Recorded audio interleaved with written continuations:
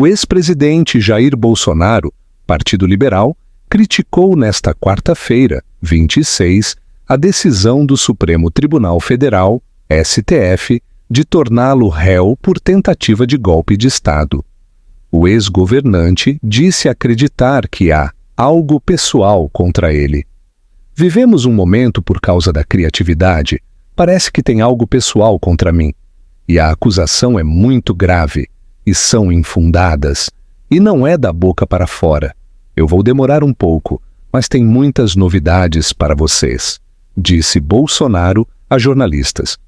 Ele acompanhou a sessão de julgamento no gabinete do filho mais velho, o senador Flávio Bolsonaro, PL Rio de Janeiro, no Congresso. Bolsonaro também afirmou que comandantes jamais embarcariam em uma aventura e que não é crime não passar a faixa presidencial, em alusão à sua falta na posse do presidente eleito Luiz Inácio Lula da Silva, PT. Ele afirmou ainda que discutir hipóteses constitucionais não é crime. E você, concorda com o ex-presidente Bolsonaro? Assista o vídeo, não esqueça de compartilhar, deixar sua opinião e aquele like para fortalecer o meu trabalho. Obrigado. Satisfação revê-los. Estou muito feliz com vocês aqui. Obrigado pela oportunidade. Vivemos um momento ainda de intranquilidade no Brasil, por causa especial da criatividade de alguns. Ontem eu fui ao Supremo, a decisão foi na última hora, vocês surpreenderam. Hoje resolvi não ir. Motivo? Obviamente eu não sabia o que ia acontecer. Mas vamos lá. Eu espero hoje botar um ponto final nisso aí. Parece que tem algo pessoal contra mim. E a acusação é muito grave. E são infundadas. E não é da boca para fora. Eu vou demorar um pouco, mas tem muitas novidades para vocês. Vou começar no final. Quando as eleições se acabarem. No dia 2 de outubro, 2 de novembro, alguns de vocês estavam lá na Alvorada e eu fiz um pronunciamento à nação. Coisa rara, né? Fiz um pronunciamento lido à nação. Eu vou ler apenas um parágrafo desse pronunciamento, que infelizmente não está no inquérito do ministro Alexandre de Moraes.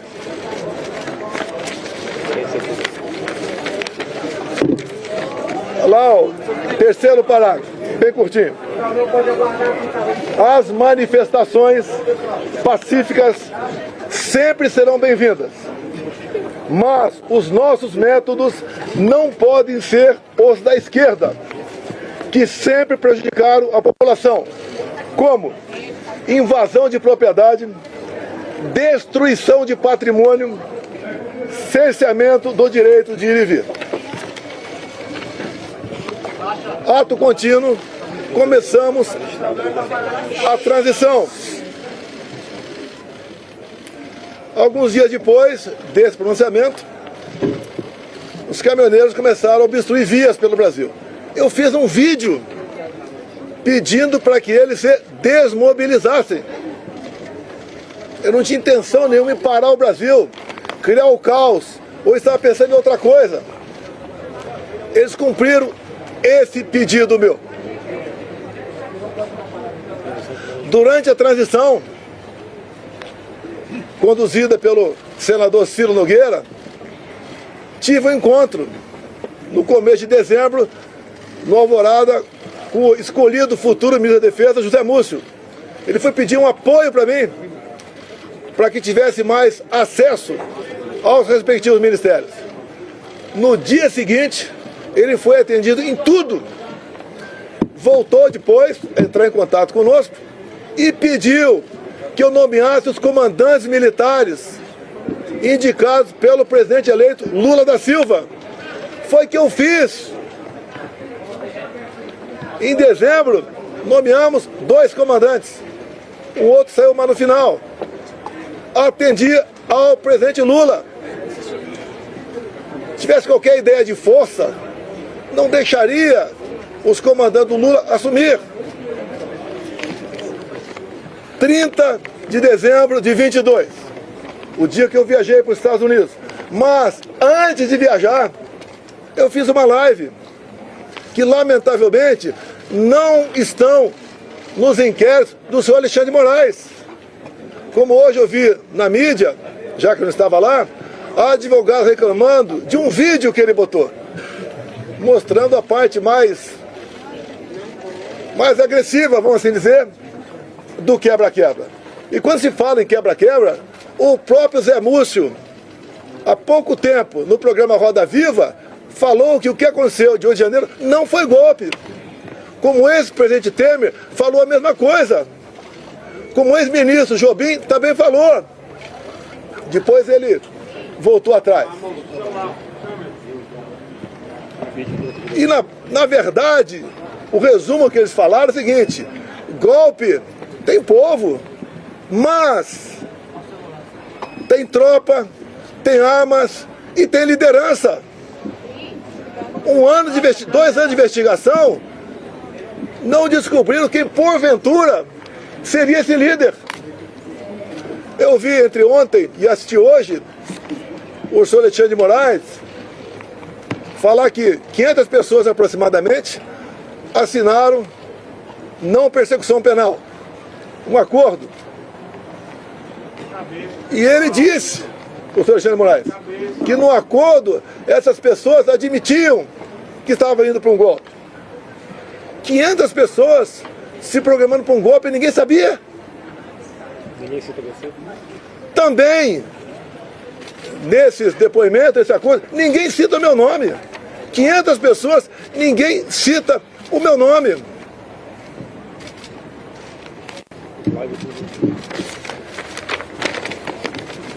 Vamos aqui para a live de 30 de dezembro, o dia que eu viajei para os Estados Unidos. Um pedacinho bem curto aqui, mas lamentavelmente as imagens não estão no inquérito do Alexandre de Moraes. Ele bota o que ele quer lá. Por isso, seus inquéritos são secretos ou confidenciais.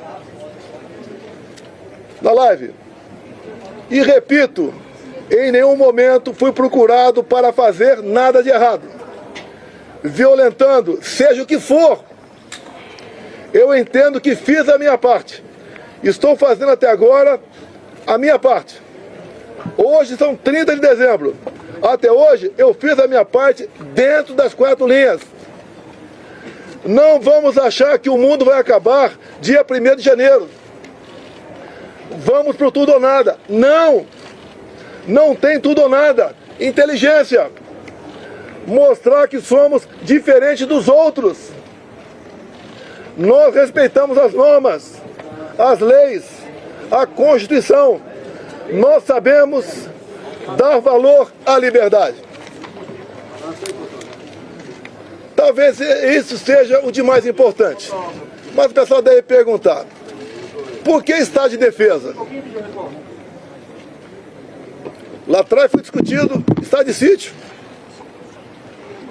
Você deve se lembrar, na matéria do Gringão, que passou para a Folha de São Paulo, áudios. Um dos áudios dizia: carregue num 42. Eles estavam na dúvida do que me acusar. Estavam na dúvida. Ele achou naquele momento que era melhor falar que queria dar um golpe usando o artigo 142 da Constituição. E agora, entre ontem e hoje, palavras do ministro relator, ficou convencionado por ele, estado de defesa. E o decreto estava pronto para assinar. Seria então, se eu assinasse, o início do golpe. Segundo o ministro relator, configurou-se o golpe a partir desse momento. Mas, antes de hipotética assinatura de um decreto de estado de defesa, como está no artigo 136 da Constituição, o presidente da República tem que convocar os conselhos da República e da Defesa. Aí seria o primeiro passo. Não adianta botar um decreto na frente do presidente de estado de defesa e assinar, está resolvido. Não convoquei os Conselhos da República da Defesa, nem as preparatórias houveram para isso. Se é que você trabalhar com o dispositivo constitucional, é sinal de golpe. Golpe não tem lei, não tem norma. Golpe tem conspiração com a imprensa, com o parlamento, setor do poder judiciário, setor da economia, fora do Brasil. Força Armada em primeiro lugar, sociedade, empresários, agricultores. Aí você começa a gestar um hipotético golpe. Nada disso houve. Agora, por que se comentou estado de defesa, estado de sítio? Para a gente desmontar de vez essa história de golpe em cima de um dispositivo constitucional. 2014, acabaram as eleições, Dilma ganhou de Aécio Neves.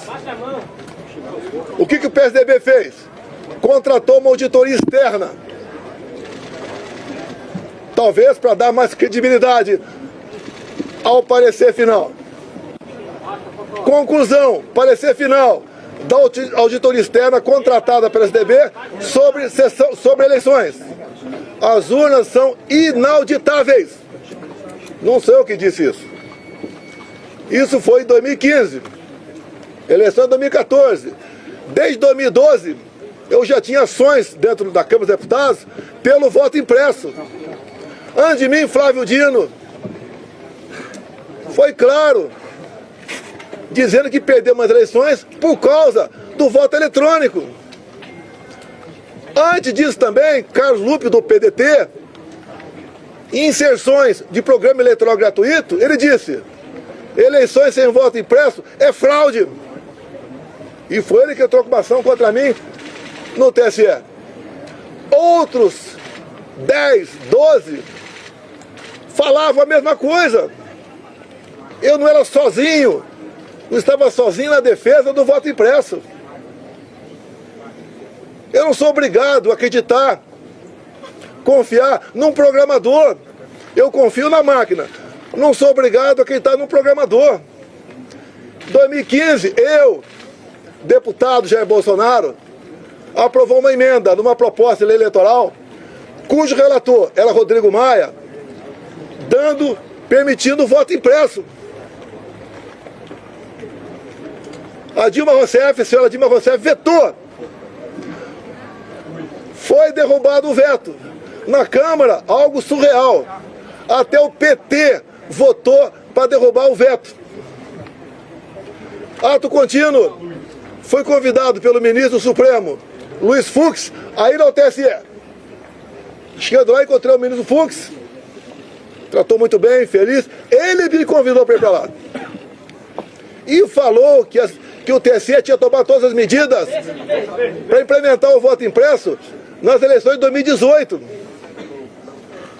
E ele falou: deputado, por falta de recurso, apenas 5% das sessões terão voto impresso. Eu falei: é uma excelente referência. É mais número de eleitores do que uma pesquisa. Eu só faço um pedido para o senhor: pulverize as urnas. Ele falou: já está programado, serão pulverizadas. O TSE começou a preparar.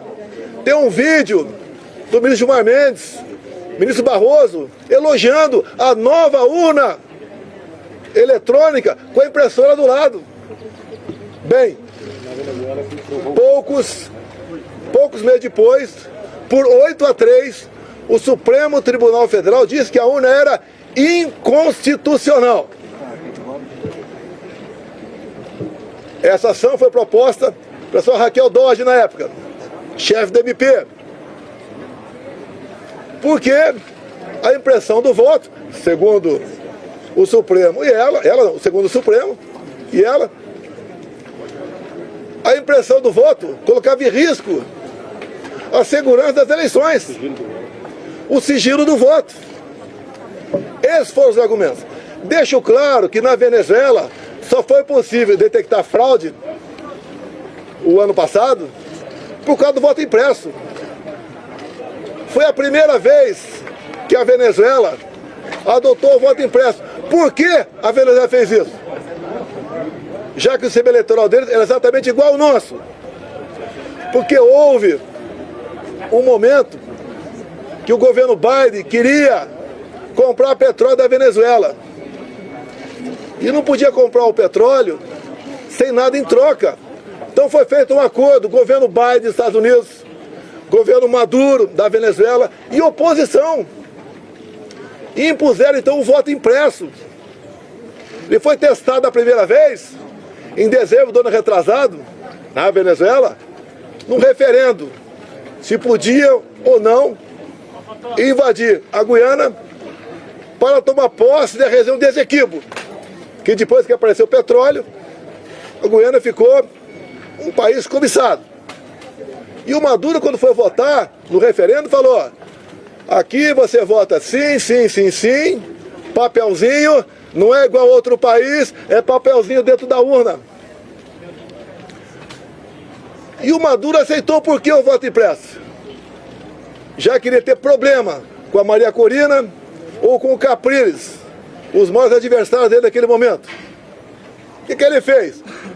Tornou-os, Maria Corina e Capriles, inelegíveis por 15 anos. Qual a acusação? Atos antidemocráticos. Subiram no carro do som e criticaram o governo Maduro. Isso passou a ser ato antidemocrático. A gente começa a lembrar um pouquinho do Brasil ou não? As duas oposições mais fortes, fora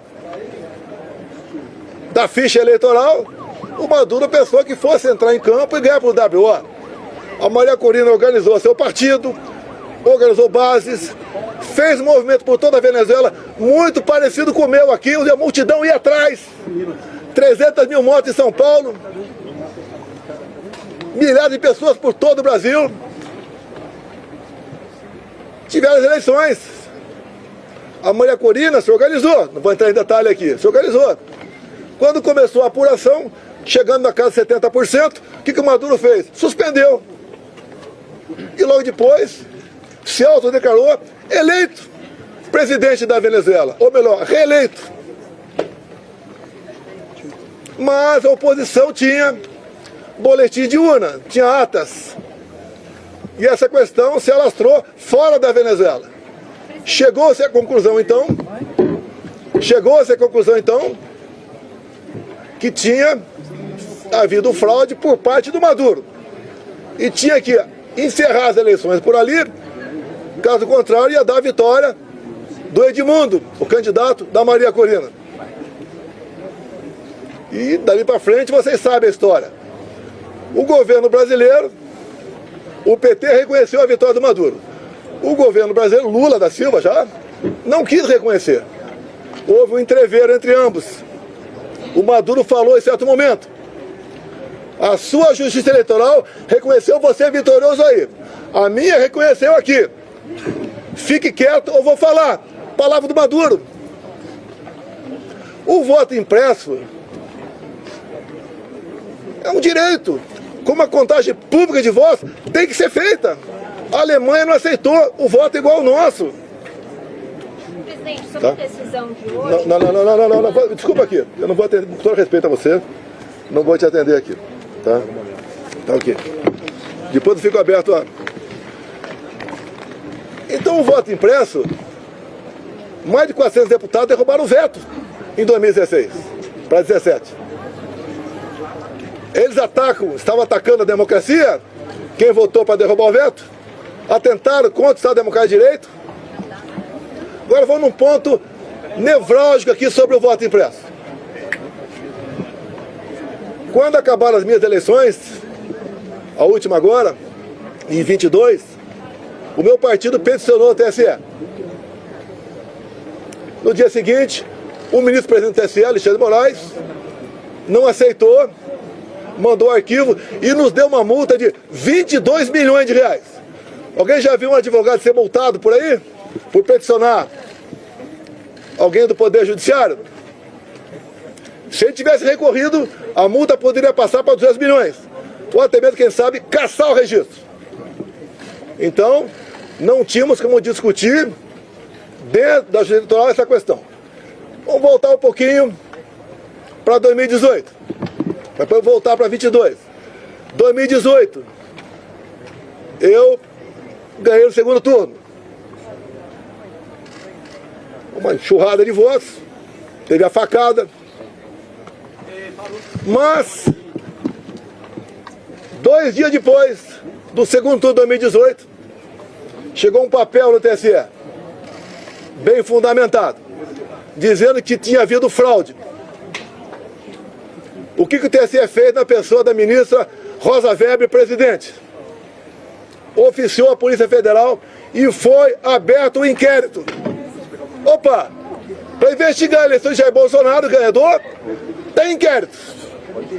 Pro lado de cá, quando eu perco, quando o Lula ganha, não pode nem petição. E foi aberto um inquérito, que alguns de vocês já ouviram falar sobre ele. Inquérito 1361 de novembro de 2018. Para apurar fraude. E foi dada uma atenção muito especial por determinação da presidente para resolver rápido a questão de fraude. Estava na cara que já havia havido fraude. Para me tirar e botar o Haddad. O inquérito começou a voar na mesma velocidade dessa ação contra mim. Porque o Haddad tinha que assumir. Eu fiquei sabendo desse inquérito em 21. Por que em 21? A Câmara dos Deputados começou a discutir o voto impresso. A autora da PEC, Bia Kicis, relator da PEC, Felipe Barros, do Paraná. Alguém falou de inquérito 1361 que até aquele momento eu não sabia. A comissão especial votou um requerimento e aprovou por unanimidade para buscar esse inquérito na Polícia Federal. E o Felipe Barros teve cuidado, quando pediu esse inquérito, se havia algo reservado, algo que tivesse uma classificação sigilosa para não divulgar. A resposta do delegado, não. O inquérito chegou na mesa, então, da presidente da comissão especial, Bia Kicis. Foi distribuída cópias para todo mundo. Um documento ostensivo. Eu também tive acesso. Aí, então, começou algo realmente inacreditável. O que estava dentro do inquérito? Ato contínuo, em 22, teve uma reunião com os embaixadores do ministro Fux, com o ministro Fachin do TSE. E ele acabou essa reunião com os embaixadores dizendo o seguinte, algo parecido com o seguinte, senhores embaixadores, tão logo o TSE anuncia o resultado, os senhores devem, junto aos seus respectivos chefes de Estado, reconhecer imediatamente o ganhador das eleições. No mínimo, sinal amarelo. Fosse quem quer, eu ou Lula, é para reconhecer imediatamente? Reunir-se com embaixadores é uma política privativa do presidente da República. Ele não podia ter feito isso. Conhecedor do inquérito 1361, convidei os embaixadores, 2 meses depois, a comparecer no Alvorada. Convidei o ministro Fachin a comparecer também, é tudo aberto, dentro das 4 linhas. Ele não foi. Ali eu mostrei o que era o inquérito 1361. Eu não posso falar para vocês aqui sobre essas 3 páginas, porque esse inquérito, depois que eu falei sobre ele, ele teve a classificação sigilosa de confidencial, ou seja, secreto. Tudo que acontece aqui, por parte do senhor Alexandre de Moraes, é confidencial, é secreto. 8 delações do Cid, secreto. E o que está lá dentro? Que vocês podem pedir via lei à Justiça Eleitoral. Quem já pediu já sabe que é negado o acesso. Mas espera aí. Fala-se tanto em democracia, Estado Democrático de Direito, um documento como esse, que trata da lisura sobre as eleições, a apuração de fraude contra o candidato Jair Bolsonaro, você não pode tomar conhecimento disso? Eu aprendi desde jovem que a alma da democracia é o voto. E o voto contabilizado.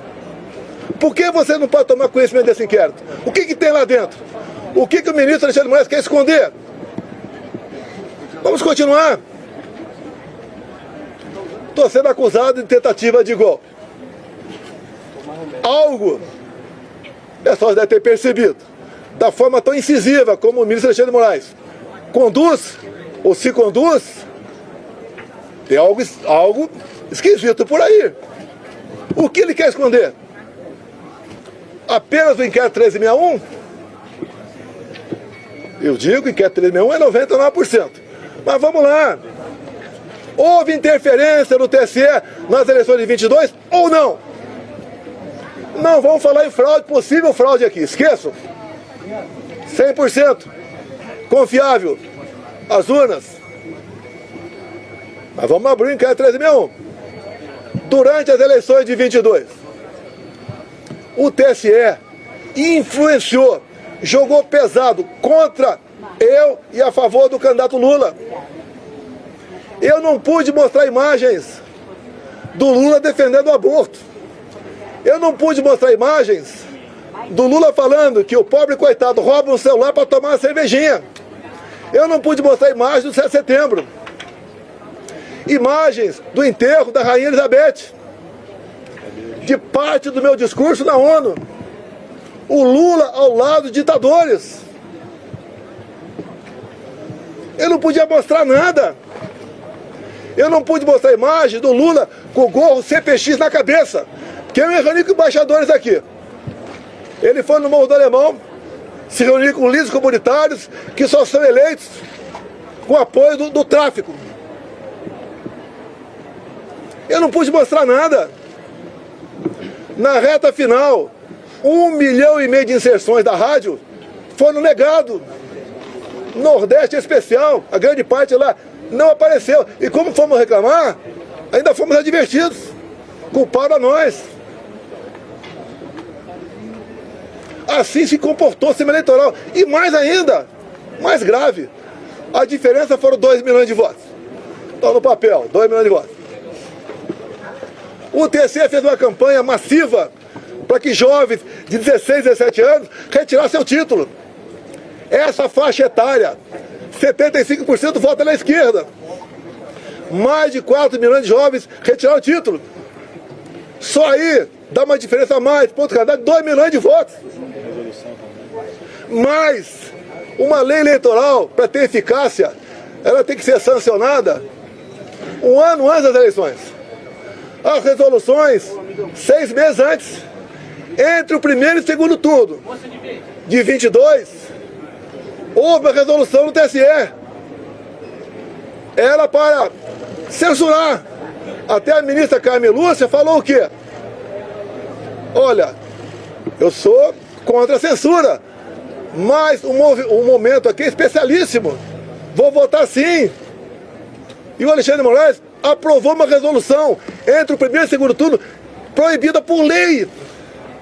Com mais força ainda, a Justiça Eleitoral foi para cima do pessoal da direita, desmonetizando páginas, derrubando páginas, prendendo gente. Fizeram barbaridade contra a minha pessoa. A Justiça Eleitoral se comportou corretamente, dado que eu falei aqui, sim ou não? Eu que sou golpista? Eu que sou golpista? Esses 2 vídeos aqui estão nos autos do inquérito. Que os advogados reclamaram de um vídeo que estava hoje, foi mostrado aqui no TSE. Eu sou o culpado? Repito, na delação do Cid, ele diz que, vamos partir do princípio que está tudo certo com a delação dele. Ele diz ali que ficou sabendo do 8 de janeiro, no dia 8 de janeiro. Já falei, estou repetindo, nos 500 acordos de não persecução penal, em nenhum deles, que eu tomei conhecimento, alguém cita meu nome. Graças a Deus eu saí aqui dia 30 de dezembro, porque eu não queria passar faixa para um cara com passado como o Lula tem. Não há crime nenhum não passar faixa. Não está escrito que é proibido passar faixa. Fui para os Estados Unidos e essa artimanha do 8 de janeiro Eu falo artimanha porque o ministro Flávio Dino, na Justiça, negou os vídeos do 8 de janeiro. Quase 200 máquinas. Ele entregou apenas 4 vídeos e falou que o contrato tinha vencido. Ah, pelo amor de Deus! Pelo amor de Deus! Eu sou golpista? 8 de janeiro, eu estava nos Estados Unidos. Uma das 5 acusações contra mim é destruição de patrimônio.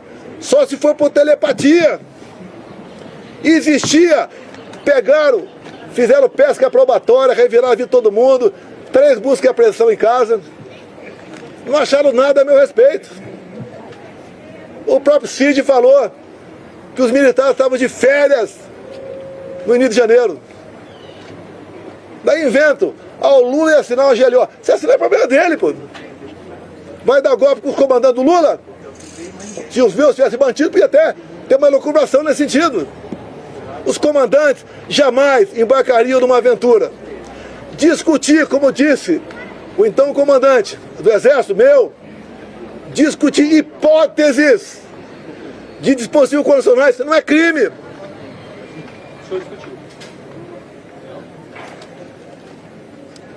Você não vai me tirar do sério.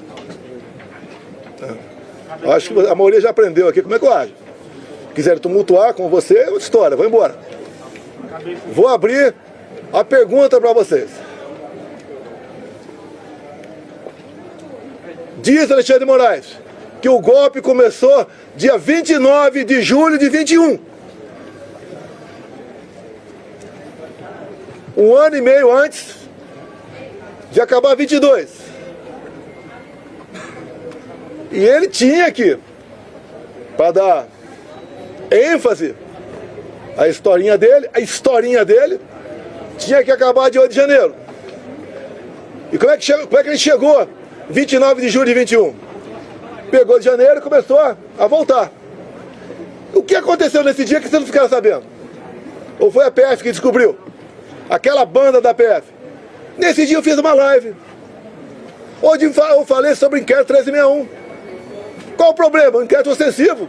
E diz ele que eu difundi fake news. Eu difundi o que tinha dentro do inquérito. Se é fake news, o inquérito é mentiroso. Esse inquérito está inconcluso até hoje. Saiu de Brasília e foi para São Paulo. Nenhum delegado quer assinar o relatório final. Dado as barbaridades nessas 3 páginas sobre o sistema eleitoral. Eu acredito que vocês querem ter conhecimento disso aí. Vamos botar um ponto final? Vamos! O senhor Alexandre de Moraes suspenda o sigilo do inquérito 1361 de novembro de 2018. É fácil! Vamos para a verdade, vamos botar tudo na mesa. Por que essas prisões absurdas?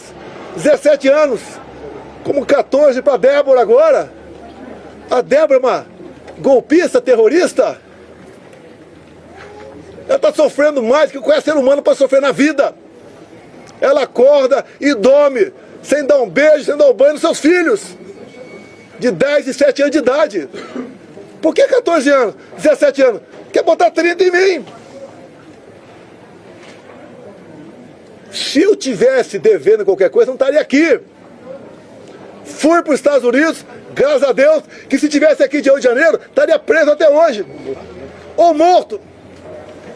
Que é o sonho que eu sei que é de alguns aí. Que eu preso vou dar trabalho. Não vai acontecer não, deixa contigo, presidente. Então, aqui está grande parte, quase toda a verdade que interessa. Repetindo, 2 de novembro de 22. Quando eu falei com a imprensa, li um papel e começo dizendo que vão sentir saudade de mim, como estão sentindo hoje. Eu vou estar o mês que vem no Rio Grande do Norte com o senador Marinho, como já tive outras vezes, depois das eleições. O tratamento é excepcional. Porque o João 832 eu usei na campanha e durante meu mandato. A verdade dói, mas o povo entendeu que a verdade é necessária.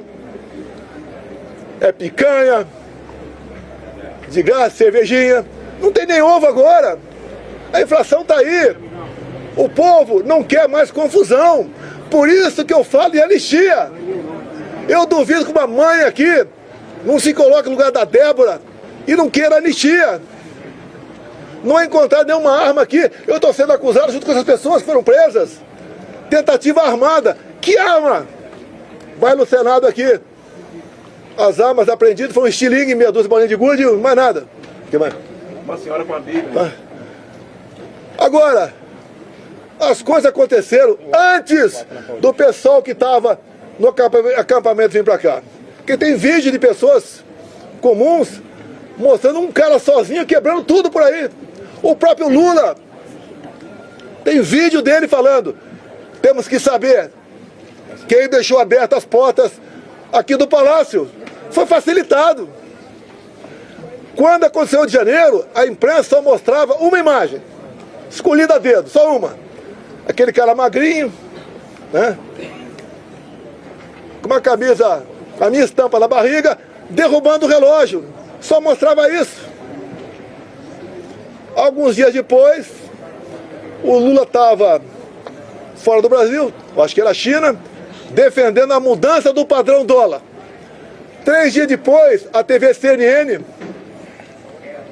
mostrou as imagens do G. Dias lá dentro, junto com perigosos terroristas e golpistas, ele andando à vontade lá dentro. Dorme aqui embaixo, no meu tempo, por volta de 60 militares, a maioria cabe soldado, armado. E a ordem é qualquer negócio, ir pro pau, armado, um fuzil. Alguém viu algum soldado armado nesse dia? Facilitaram a entrada deles. Não resta mais dúvida tocante a isso. Comigo, até o ministro Fux falou hoje, né? Que teve um 7 de setembro que ele ficou preocupado. E daí ele falou: graças à Polícia Militar do DF, nada aconteceu. Naquela época o ministro Fux falou comigo, eu era presidente. O ministro, fique tranquilo, o nosso pessoal não faz baderna. Quando acaba o movimento não tem papel no chão. Se é na Paulista não tem um vidro quebrado, não tem um cesto de lixo incendiado. E numa boa, sem problema nenhum. O que assusta um outro lado, quando se fala em sistema? Que comigo foi diferente. Deus me deu a segunda via e me deu um mandato. E eu montei um ministério técnico, coisa que vocês nunca viram na vida de vocês. Como agora, continua o balcão de negócio. Ministério estatal, bancos oficiais. Comigo não tinha isso. Apesar da pandemia, que te lamenta as mortes, gastamos R$1 trilhão. Reflexo da guerra. Terminamos 22 com um saldo de 54 bilhões. Negociei com o Arthur Lira aqui votação de um projeto para a gente poder zerar impostos federais de combustíveis. E zeramos. O Paulo Guedes, na nova política dele de reindustrialização, diminuiu em 30% o IPI de 4 mil produtos.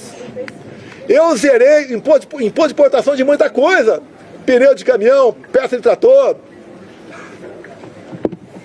material para energia fotovoltaica, medicamentos. E eu comecei a arrecadar mais. Com esse governo, só se fala em taxa. O Lula só acerta quando ele revoga uma medida sua ou de um ministro seu, com a portaria de carimbar a validade do ovo. Ele só acerta quando revoga. A imprensa fala que, parte da imprensa, que Copacabana flopou. Flopou. Eu não sei quantas pessoas tinha lá. A USP, com o pessoal com cabelo colorido, falou que tinha 18 mil. Ou tinha um quarto de Maracanã. Um quarto de Maracanã. A PM falou 400 mil. Mas nós levantamos que tinha mais de 3 milhões de pessoas assistindo via internet. Como, por exemplo, a Rádio Ouro Verde. 3 milhões e meio. Corrigindo aqui, 3 milhões e meio de pessoas. E quando eu falei em concentrar no Rio, com todo respeito aos parlamentares do meu lado, se eles fizessem um movimento na cidade dele, ia ter uma certa repercussão. Que eu queria que o pessoal ouvisse o que eu falei, o que o Malafaia falou, o que o Nicolas falou. Vamos mudar um pouco esse repertório para São Paulo. Vamos ver se a Damares fala. A Michele volta para lá, porque ela estava em convalescença. Agora, dia 30, agora, vai ter o movimento da esquerda. Estou até promovendo. O movimento da esquerda na Paulista. Qual é a pauta? Prisão para o Bolsonaro. E sem anistia. Lá não tem mãe, não. Que não se coloca no lugar da Débora. Vamos ver quantas pessoas vão para lá. Na semana seguinte, 6 de abril, vai ter o nosso. Tudo acertado com o Tarcísio. Devemos ter pelo menos 6 governadores. Mais de 50 parlamentares. Vamos continuar nessa luta da anistia. A anistia é perdão, é passar borracha. É fazer o Brasil voltar à sua normalidade. Eu não quero conflito, confronto. Eu quero o bem-estar do meu povo. Não tenho obsessão pelo poder, tenho paixão pelo Brasil. E quando alguns falam inelegível, por que eu estou inelegível? Porque me reuni com embaixadores? Não foi com traficante no Morro do Alemão, não. Abuso de poder político? Qual voto eu ganhei junto a embaixadores? A outra inelegibilidade, abuso de poder econômico. Acabou aqui o 7 de setembro. Com toda certeza, 1 milhão de pessoas aqui. Parecia uma plantação de girassol amarelo. Deixei minha faixa. Acabou o 7 de setembro. A estrutura dos palanques que estavam por lá de lá, subi no carro de som Cida Malafaia. E ali eu fiz o pronunciamento. E que coisa ridícula. Por ocasião da votação da minha inelegibilidade, o ministro Alexandre de Moraes, falando, inclusive, ele fez um coro de imbrochável, imbrochável. O que é isso? Eu falei para um cara que estava lá embaixo, aquela medalha minha, não foi no microfone. E se tivesse falado, qual é o problema? Como agora está um grito aí, quando qualquer lugar que eu vou, chip, chip, chip. Qual o problema? Qual o problema? Alguém viu corrupção como estatal comigo? Acabaram com os Correios. Viu o rombo do Banco do Brasil? Como é que era, por exemplo, Porto de Santos? Dava prejuízo anual de 500 milhões. O Tarcísio assumiu o ministério. Passou a dar lucro de 500 milhões. Para onde ia esse 1 bilhão de reais? Ia para o bolso de alguém. Que, obviamente, começou a trabalhar contra mim. Perdeu 1 bilhão por ano. Você vai lá em Itaipu Binacional. Era conhecida apenas como uma empresa que gerava energia. Quando o Jean Silvio Luna assumiu, ele ligou para mim, ficou abismado com o tamanho da corrupção lá dentro. E eu falei, mas como é que isso nunca veio à tona? Porque Itaipu Binacional, por ser binacional, não é auditada pelo TCU. Podia meter o braço até o sovaco e roubar. Nós tapamos esse rombo. Junto com o ministro Saxida, foi a reta final. O que nós fizemos? Reduzimos em 45% o preço da tarifa em dólar. E mais, começamos e concluímos a segunda ponte com o Paraguai. Não é uma pinguela, não. Uma ponte de 470 metros de vão. Está 2 anos faltando a cabeceira. Começamos a terceira ponte em Porto Murtinho, para a Bioceânica. Alongamos em 600 metros o aeroporto de Foz do Iguaçu. Levou água para o Nordeste. Vamos terminar Itaipu aqui. Atendi o governador Ratinho, asfaltando em 43 quilômetros. Também a pedido do Felipe Barros. Asfaltamos a Transboiadeira, 43 quilômetros. Atendemos, com pequenas obras de infra, mais de 50 municípios. O então secretário da Pesca, Jorge Seife, começou a tratativa com o Paraguai para nós praticarmos a piscicultura no Lago de Foz. A previsão era aumentar em 20% a produção de pescado no Brasil. Faltou o último passo, que mesmo para o nosso lado tinha que ter autorização do Paraguai. Mais um exemplo do estatal, que deixar de meter a mão nela. Os bancos do Brasil, Caixa Econômica, BNDES, cada diretoria era um partido. ou um grupo que trabalhava lá, não pelo banco, para si. Eu tive uma vez, uma pessoa muito importante, né, foi me visitar e tinha um problema no Banco do Brasil. Era um problema de quase 200 milhões de reais. E ver se eu podia resolver. Eu tomei conhecimento, chamei o presidente do banco. O que tu acha disso? Ele falou, não dá por causa disso, disso. Acabou. Daí chamei o cara de volta. Eu falei, companheiro, desculpa, mas não dá por causa disso. Sabe o que ele me respondeu? Demita o presidente do Banco do Brasil. Era assim que as coisas eram tratadas no Brasil. Um momento marcante na minha vida, tinha uns 15 mega empresários na minha sala. Falou o que pra mim? Tô vindo do SPU. Pela primeira vez não fui achacado quando entrei lá. Olha como é que funcionou a Polícia Federal e a Polícia Rodoviária Federal. Recorde de apreensão de drogas e armamento. Olha o campo. Acabamos de invasão do MST. Como? Armamento pessoal. Arma não mata. Tanto é que o povo, em grande parte, teve arma. E diminuímos em quase 30% o número de mortes por arma de fogo do Brasil. O Tarcísio foi um gigante. Acabamos com muitas balsas pelo Brasil. O Marinho levou água para o Nordeste. Com Saxida na reta final, acertamos toda a documentação para eólicas offshore na costa do Nordeste, para gerar o equivalente a 50 Itaipus. O Saxida acertou a documentação para a exploração de lítio na região mais pobre de Minas Gerais, que é o Vale de Quitinhonha. O Saxida também acertou a regulamentação para nós começarmos a explorar urânio lá em Santa Quitéria, Ceará. O que o Lula fez no final do ano passado? Teve aqui reunião do G20. Assinou 37 memorandos e acordos com a China. Esses acordos entregou o nosso urânio para a China. Acordos têm que passar pelo parlamento. E a comissão inicial é Relações Exteriores e Defesa Nacional. Por isso, eu me empenhei, junto com o nosso partido, ninguém foi violentado por causa disso, a indicação seria do Eduardo Bolsonaro. Com toda certeza, pressão de fora, bateu aqui dentro. O Lula quer botar o Brasil no colo da China. É só vocês da imprensa tomarem conhecimento dos 37 memorandos e acordos. Até acordo satelital. O que o Lula quer? Quer uma internet dele. E a China aqui dentro. Não tem como esse país ir para frente. Não tem. É impossível esse país ir para frente. Temos potencial para dar um salto enorme. Por que não vai para frente? Grupelhos. E quando eu acabo com o loteamento, ou em grande parte, desses loteamentos, em estatais, em ministérios, em bancos oficiais, eu estou dando um golpe nessas pessoas que sempre se viveram na sombra do poder.